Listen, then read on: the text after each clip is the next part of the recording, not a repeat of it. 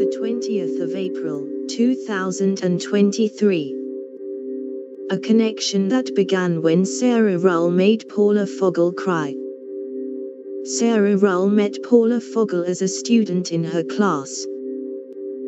30 years later, they still exchange first drafts.